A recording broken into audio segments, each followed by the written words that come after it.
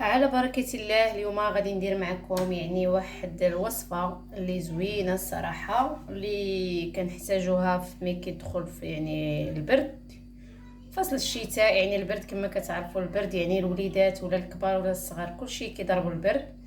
هاد الوصفة هذه زوينة بزاف، كنديرها انا كل عام.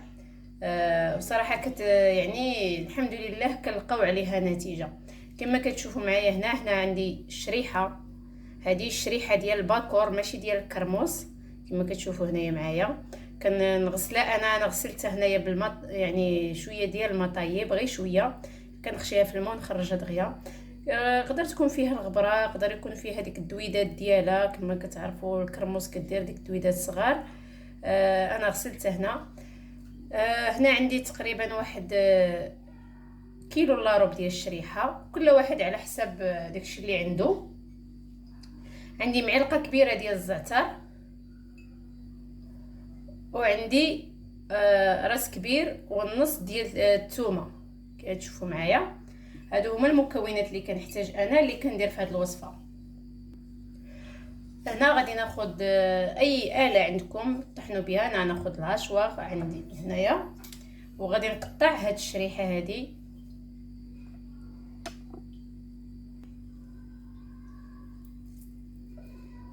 غادي نقطعها غير كما بغيت، كل واحد قطع طريفات صغار لان غتستحن دغيا.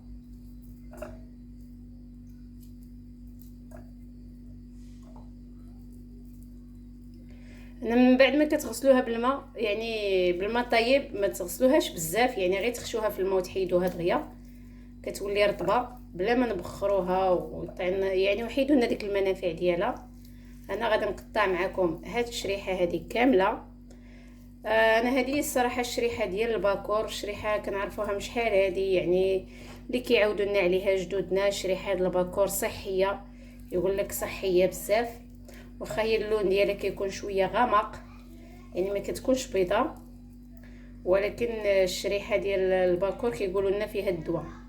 مش شحال هذه جدودنا والدينا كيقولوا لنا شريحه الباكور فيها الدواء.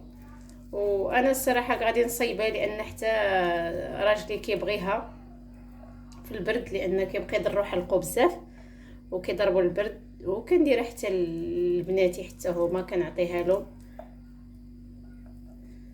زوينه وفيها منافع كثيره الصراحه. واي حاجه ذكر الله سبحانه وتعالى في القران الا ولها منافع كثيره علينا، نستغلوها ونديروها. خليكم معايا حتى نقطع هاد الكميه كامله ونرجع معاكم.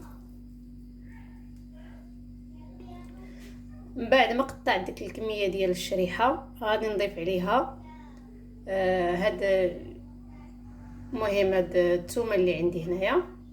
غادي نضيف عليها انا بلا ما نقطعها، لان غادي نطحنها، ما تحتاجش نقطعها. وغادي نضيف عليها هاد المعلقه كبيره ديال الزعتر. غادي نحاول الزعتر الا كان فيه العويدات نحيدو، ما انه نحكو شويه بين يديا ونضيفو حتى هو.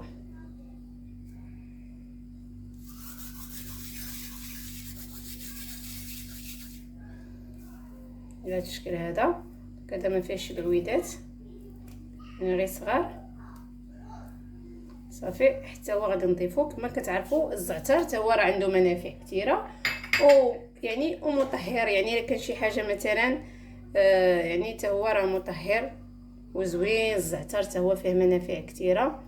غادي هاد المكونات هادو كاملين غادي نطحنو وغادي نرجع معاكم.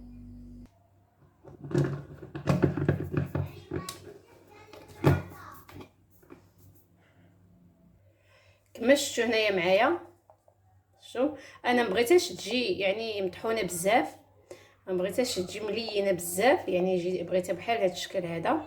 الثومه يبقى الطريفات، والشريحه حتى هي تبقى على هذا الشكل هذا. شفتوها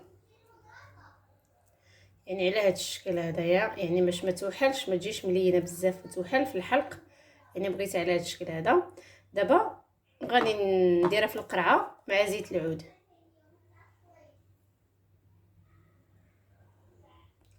هنا عندي جوج قراعي، غادي نشوف واش غادي يكفوني جوج قراعي من بعد ما يكونوا مغسولين مزيان بالماء طايب ومعقمين. صافي غادي نديرو على هذا الشكل. غادي ناخدو ديك الخليط ديالنا وغادي نديرو في القرعه.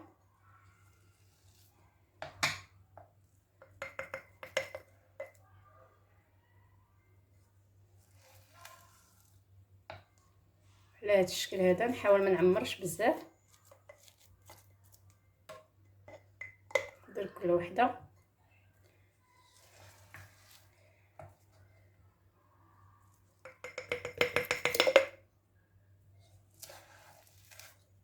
انا اضطريت هنا ندير جوج قراع لان ما غيتجينيش وحده عامره بزاف، لان انا حاجتي الصراحه نخلي وحده في الدار وحده غادي نعطيها لشي اخي حتى هو مسكين مريض حلقو، غادي نصيبها له نعطيها له حتى هو كيبغي مسكين الشريحه.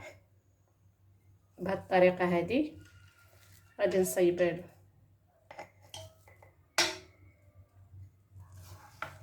المهم خليكم معايا حتى نعمر القراعي ونرجع معكم. وهنا غادي نحاول نخوي عليها زيت العود ولا الزيت البلديه، زيت الزيتون. المهم هذه الزيت ديال العام اللي فات ماشي ديال هذا العام، يعني من الاحسن تكون الزيت قديمه باش ما تكونش مجهده. ونخلطها مزيان، ندخل مع هذيك زيت العود ضروري. الزيت يتخلط مع ديك الثومه لان انا الثومه ما بخرتهاش، انا كنبغيها يعني تبقى بحال هكا باش الصراحه كتبقى المنافع ديالها كامله. واصلا الثومه مع الزيت ما كتخسرش، يعني ما تخافوش منها، يعني ملي كديروا لا زيت العود ما كتخسرش، يعني كتبقى المنافع ديالها فيها. كما كتشوفوا معايا ها هي تخلطت. شفتوا؟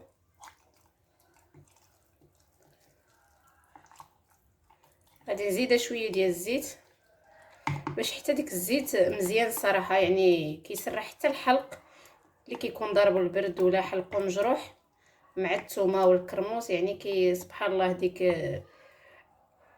الثومه مع الكرموس يعني كتسرح حتى الحلق ما كيبقاش مجروح. هنا نفس الشيء غادي ندير هذه. وانتم عينكم ميزانكم، يعني زيت العود صراحه ما غادي نحتاجوش كميه معينه، ماشي ضروري ناخذوا العبار لان هادو كلهم يعني فيهم منافع ما كيضروش، الا ما صلحوا ما كيضروش نهائيا، ما تخافوش منهم.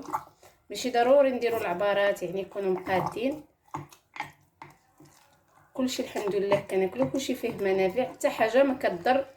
الشريحه راه فيها منافع، الثومه حتى هي نفس الشيء، وزيت العود حتى هو غني عن التعريف. صافي انا غادي نزيدهم واحد الكاس ديال الزيت.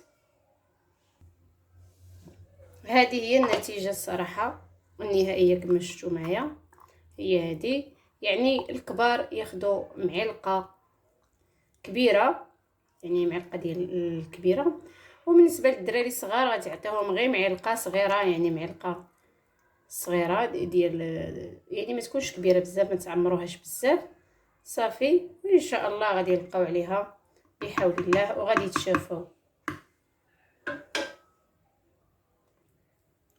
نتمنى تجربوا هذه الوصفه الصراحه غادي تعجبكم بزاف وغادي تلقاو عليها وغادي تشكروني عليها، يعني وصفه مجربه. غادي ندير معكم وصفات اخرى اللي مجربه اللي كنجربها الصراحه لبناتي وكنلقى عليها الحمد لله نتيجه زوينه. ما تنسوش دعم القناه وديروا اللايك والاشتراك ومع تفعيل الجرس باش دائما يوصلكم الجديد. الى فيديو قادم ان شاء الله.